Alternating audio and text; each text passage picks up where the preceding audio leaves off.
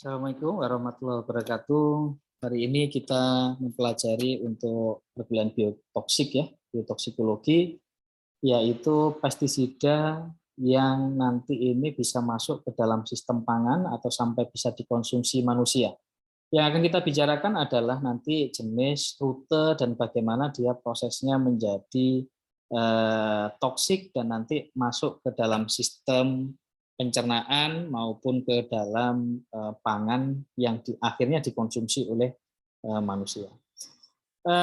Sebelumnya kita akan mempelajari tentang definisi dari pestisida, di mana pada prinsipnya pestisida ini adalah suatu senyawa kimia yang digunakan untuk membunuh atau kontrol terhadap pest atau hewan-hewan yang nanti akan kita terangkan. Awalnya adalah pest, namun pada kenyataannya dalam satu proses perjalanannya dia juga berkembang definisinya, sehingga meskipun kita berbicara pestisida, nanti kita akan juga membahas terkait fungisida, terkait kemudian aphisida, terkait juga dengan beberapa misalnya golongan-golongan yang fungsinya adalah untuk germisida dan yang lainnya, untuk membunuh germ atau suatu makhluk hidup tertentu. Untuk itu kita pelajari dulu sampai saat ini pada prinsipnya pestisida digunakan untuk membunuh bakteri, membunuh organisme hidup yang fungsinya adalah digunakan untuk membunuh satu jenis golongan tertentu. Ya, sehingga pestisida kata kuncinya adalah dia harusnya bisa membunuh secara spesifik, tidak semuanya. Ya, meskipun pada kenyataannya misalnya pestisida yang digunakan untuk tikus, rodensida misalnya, ternyata juga tidak hanya membunuh tikus, tapi juga bisa membunuh makhluk hidup yang lain. Ya, contoh ya nggak usah jauh-jauh, manusia juga kalau meminum racun tikus itu juga ikut mati. Nah, ini satu tantangan ke depan, kita membuat pestisida yang betul-betul dia hanya spesifik pada satu organisme tertentu. Sampai saat ini kita sudah mengenal sekitar 800 senyawa kimia yang telah didaftarkan sebagai pestisida dan sudah diperjualbelikan dengan nama merek dagang yang berbeda-beda. Namun pada prinsipnya nanti ada beberapa hal yang bisa kita ketahui karena penggolongan bisa dibagi menjadi beberapa komponen nanti untuk pestisida itu. Pada prinsipnya awalnya sejarahnya itu sesuatu bahan yang digunakan untuk kontrol organisme itu biasanya awalnya didapatkan dari bahan-bahan yang alami. Ya. Contohnya alkaloid, nikotin, kemudian ada beberapa ini dari tuba. Ya, Anda pernah dengar tumbuhan atau akar toba yang dia bisa digunakan untuk membunuh ikan atau mencari ikan itu. Alkaloid ini juga bahan-bahan ini banyak terdapat pada tanaman-tanaman sehingga kita tinggal ekstrak nikotin atau alkaloid ini kita nanti pasti akan mendapatkan satu senyawa bahan-bahan yang bisa kita manfaatkan untuk membunuh insektisida ya. Ada beberapa bahan, banyak bahan dan berkembang tahun 1800-an menjadi lebih banyak. Kemudian 1913 ini juga ada beberapa yang ditambahkan. Namun yang paling terkenal itu adalah mungkin yang paling Anda dengar itu DDT. Dari golongan DDT ini ditemukan pada tahun 1939. Yang melatar belakangi penggunaan beberapa senyawa-senyawa kimia toksik ini pada prinsipnya adalah untuk awalnya itu untuk produksi pangan. Ya, karena pada prinsipnya pada saat perang kebutuhan pangan atau ketersediaan pangan itu menjadi sangat krusial sehingga mulai dilakukan penelitian-penelitian bahkan di World War I atau Perang Dunia yang pertama itu sudah ada penelitian-penelitian yang tapi digunakan untuk membunuh manusia begitu ya. Namun untuk tahun-tahun yang 1939 maka ini gunakan untuk memanfaatkan senyawa kimia ini pada proses untuk produksi bahan pangan, ya, mulai ditambahkan kepada misalnya tanaman, ditambah disemprotkan dan yang lain. Namun nanti kita bisa lihat juga bahwa pada kenyataannya pestisida yang kita semprotkan dan yang lain ini mempunyai efek negatif karena meskipun tidak sengaja ini bisa masuk ke sistem pangan kita sehingga kita nanti bisa mengkonsumsi pangan-pangan ini ketambahan dengan pestisida. Klasifikasi pestisida kita bisa lihat berdasarkan dari hewan atau tumbuhan yang disasar oleh senyawa kimia tersebut. Contoh misalnya fungisida. Kalau fungisida itu berarti nanti dia digunakan untuk membunuh fungi atau jamur. Sedangkan kalau untuk yang zoosida digunakan untuk membunuh hewan secara umum, namun bisa kita bagi menjadi insektisida, berarti dia membunuh insek. Rodensida berarti membunuh roden, golongannya tikus dan yang lain. Moluskosida berarti digunakan untuk hanya membunuh hewan-hewan moluska. Herbisida digunakan untuk membunuh tanaman, ada yang selektif, ada yang non selektif begitu ya. Non selektif itu kita misalnya menanam rumput untuk sepak bola atau golf, yang disemprot itu kalau bisa rumput golfnya tidak ikut mati, tapi selain rumput golf itu dia yang mati. Nah, ini perlu untuk spesifik sehingga penelitian-penelitian terkait pestisida spesifik ini juga banyak tumbuh dan banyak dilakukan. Kemudian insektisida, herbisida, rodensida dan lain ini pada prinsipnya sama, yang digunakan insek berarti untuk membunuh insek, gitu ya. Nah, pembagiannya yang paling umum adalah biasanya kalau kita di pertanian itu golongan yang paling banyak adalah herbisida dan insektisida. Karena dia di sini digunakan untuk membunuh insek atau golongan wereng, golongan yang lain itu ya. Nah, itu dibagi menjadi 4. Yang pertama adalah organoklorin, organofosfat, karbamat, dan sintetik piretroid. Nah, sintetik piretroid, kemudian 4 golongan ini adalah golongan dasar dari pestisida. Dari 4 ini itu dibagi menjadi yang hampir 800 tadi. Nah, hampir 800 tadi pada prinsipnya adalah sama. Dia bagian dari 4 penggolongan insektisida ini. Kemudian apa yang sebenarnya terjadi kalau misalnya kita menggunakan atau mengaplikasikan insektisida? Nah, permasalahannya adalah jika insektisida ini digunakan pada suatu lahan pertanian atau di perairan, itu nanti akan ada 2 fenomena dasar. Ini Anda harus ingat ya. 2 fenomena. Yang pertama adalah fenomena bioakumulasi. Yang kedua adalah bioaugmentasi. Nanti akan kita bahas sedikit demi sedikit. Nah, contohnya misalnya banyak pestisida ini disemprotkan itu kadarnya sedikit sekali. Ya. Namun nanti tahu-tahu kalau sudah masuk ke manusia itu menjadi sangat besar kadarnya. Nah, ini terjadi karena proses bioaugmentasi. Nah, beberapa bioaugmentasi itu bisa diterangkan dengan perbedaannya dengan bioakumulasi dengan Anda melihat video ini ya. Silahkan dilihat, nanti akan kita jelaskan lebih lanjut setelah Anda selesai melihat ini.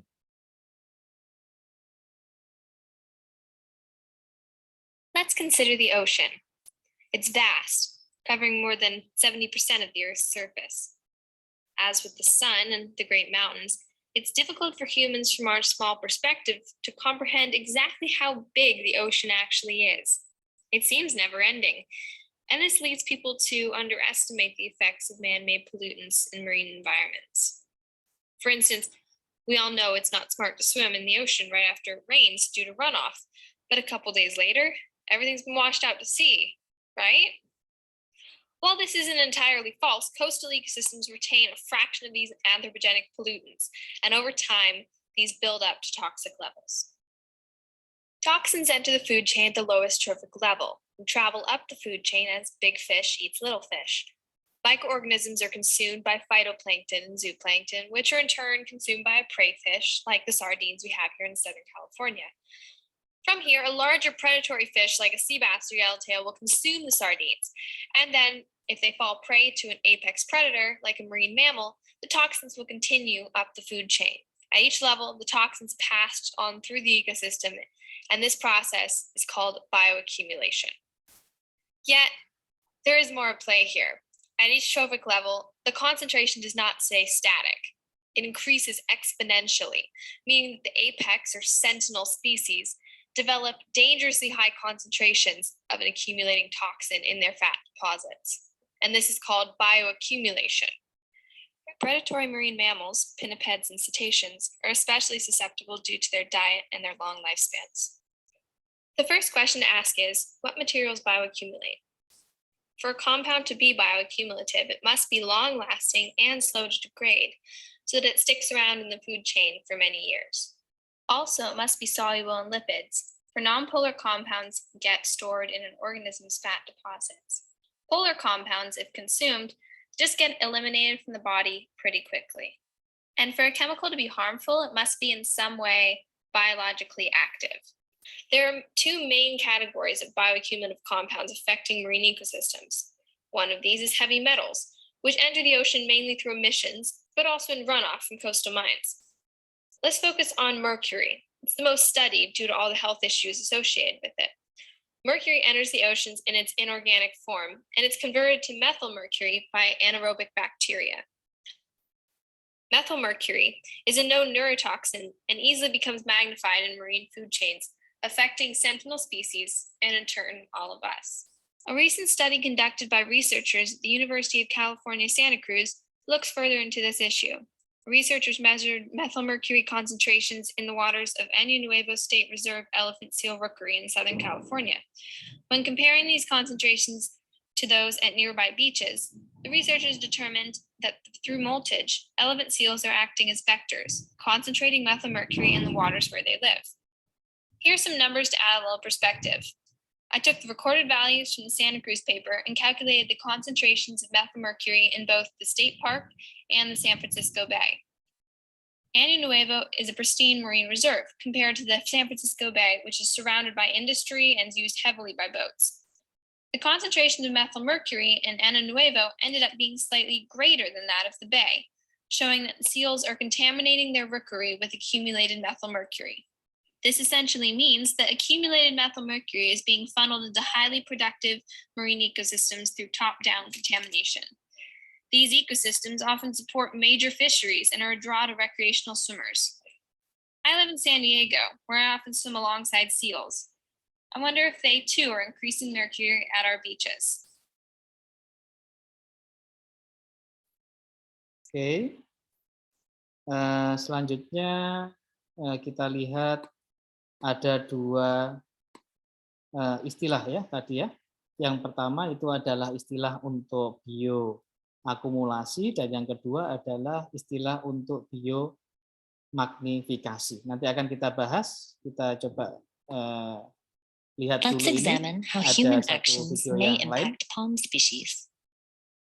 For example, if there is improper waste disposal, spilling toxic chemicals into a pond and killing off the algae, it will decrease the number of herbivores, which will then decrease the number of top-level carnivores. In this case, the more toxins you have, the more the herbivore population decreases, which in turn decreases your predator population. Biomagnification is the increase in concentrations of harmful substances in the environment as they pass through successive trophic levels of food chains and food webs. When even larger fish eat those tiny zooplankton feeding fish, the larger fish contain an even greater amount of toxins in their body. By the time top-level predators like cranes consume the toxic fish, the crane's body becomes so toxic that their ability to function, reproduce, or live full-length lives may become impaired. In other words, organisms at low trophic levels ingest small amounts of toxins, which magnify as animals on the next trophic level consume those low-level organisms. And this effect will grow with each succeeding trophic level. Bioaccumulation is the increase in concentration of harmful toxins within an organism. For example, if a fish is continually exposed to toxins throughout its lifetime, it may experience chronic poisoning and a shortened lifespan. The impacts of toxins are unique and may impact an organism in very unique ways. It's also important to remember that different toxins impact different elements within an ecosystem.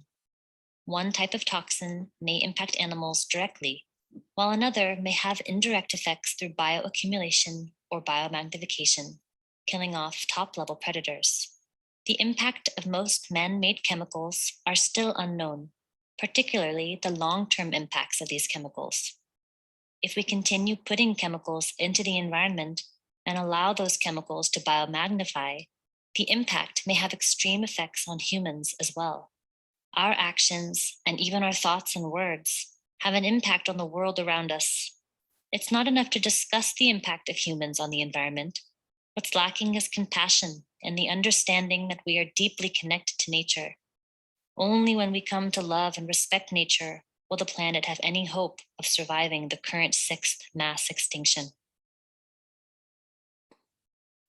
Baik, ini kita lewati ya untuk sebelum ini ya. Anda harus mengingat dua fenomena yang utama. Ya. Yang pertama adalah fenomena terkait bioakumulasi dan biomagnifikasi.